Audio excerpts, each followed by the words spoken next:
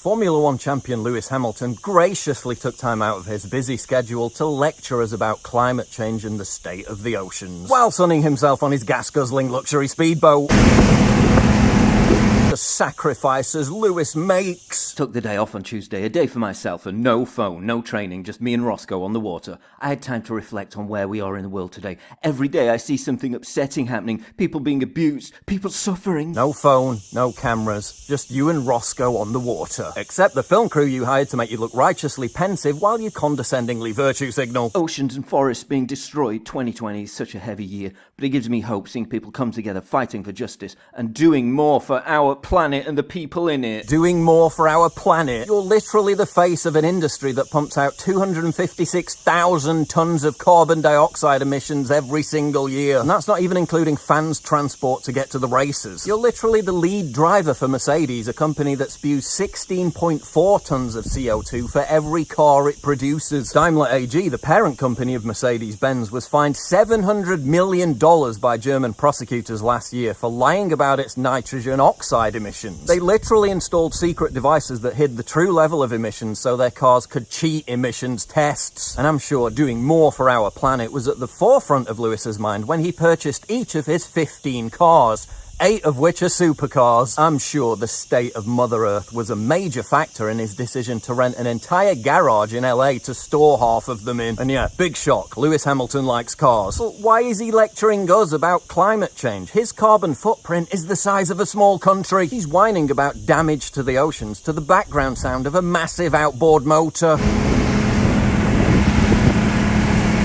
It'd be like Jocelyn Wildenstein browbeating us about the immorality of plastic surgery. Dude has less self-awareness than a dog licking its balls in public. This is a guy who cries on Instagram about how everyone needs to go vegan because the climate is decaying, as he whizzes around the globe on a £25 million private jet, a £3 million yacht, while he's sponsored by an oil and gas company. We all know the lifestyle that Lewis has, said rival driver Fernando Alonso, and that Formula One drivers take 200 planes a year. You can't then say, don't eat meat. But if there's one person in Formula One that's an even more gargantuan hypocrite than Lewis Hamilton, it's still Lewis Hamilton. You see, as a black person, Lewis understands the struggle for people of colour when it comes to sports and entertainment, both industries in which they're notoriously underrepresented. Lewis understands black oppression. That's why with Mercedes, he's become Formula One's most ardent torchbearer for Black Lives Matter. The Black Lives Matter protest, I could not stay silent. In terms of systemic racism, it is all over the place. Once again displaying such impressive levels of self-delusion that he sees no contradiction whatsoever in supporting a violent revolutionary Marxist organisation that's sworn to destroy capitalism while being the poster boy for a hyper-capitalist industry with an annual revenue generation of $4 billion. Also quite ironic that Formula One heiress Petra Ecclestone literally said that due to an explosion in violent crime she had to flee London, a city where Black Lives Matter so much. 73% of knife offenders and 53% of victims are from a black or ethnic minority background. But see, as a black man, Lewis is so oppressed that Mercedes gave him a contract for just £60 million a season. I know, the struggle is real. Aside from his 15 supercars, Lewis has been so discriminated against that he has to make do with an £18 million 6-bedroom London mansion and a £32 million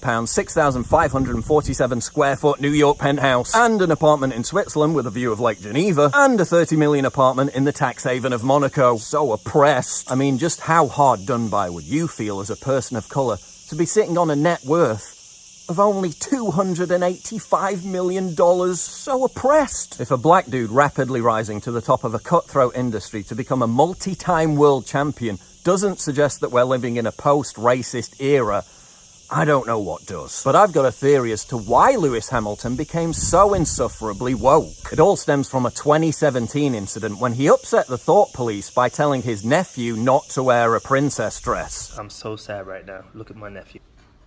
Why are you wearing a princess dress? Why did you ask for a princess dress for Christmas? Boys don't wear princess dresses! Instead of ignoring their pedantic hyperventilating, Hamilton immediately prostrated himself and offered up a grovelling apology for gender-shaming his young relative. Ever since that brush with the unhinged mob, Hamilton has been walking on eggshells to protect his lucrative career. But now Lewis faces a new challenge. Based Max Verstappen. The Red Bull protege was one of the few F1 drivers to refuse to cave to Hamilton's demand that he take a knee for Black Lives Matter. I know who you are, and I see you. Which makes sense because Red Bull is owned by Dietrich Mateschitz, a Trump-supporting populist billionaire who has spoken out against political correctness and Angela Merkel's migrant invasion madness. Last month, Mateschitz fired 2 diversity directors and sacked entire culture teams because they were trying to force the company into corporate virtue signaling for Black Lives Matter. You're all fired. Yeah, don't think a drive with Red Bull is in Lewis's future. And let's not forget, Hamilton's cringe tweet happened in the same week that tax-dodging, migrant-abusing Ben & Jerry's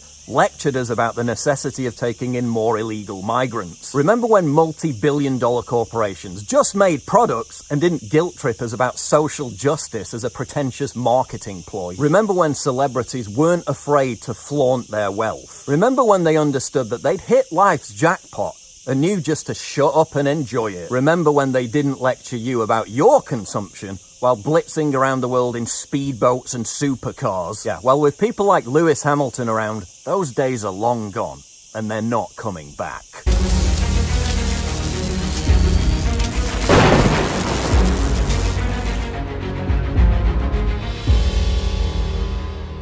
It's absolutely crucial for you to help me fight the war on free speech by supporting me via Subscribestar, link in description, and also signing up for my free newsletter at summit.news/newsletter.